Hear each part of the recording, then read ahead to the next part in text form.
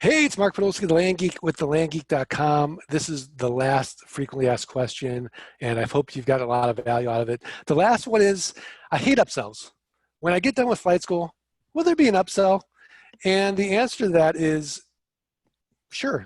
I mean, we're going to offer you things that we think will make your life easier and add value.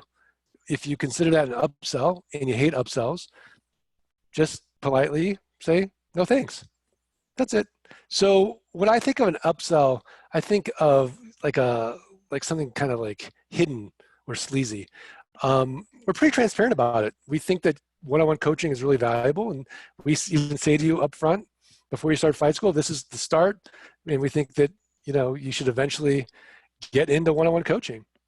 I don't consider that an upsell, but I can see the fear of it because you don't want to get into something and then be like, okay, well, they gave me this, but now do I have to do this, this, and this, and this?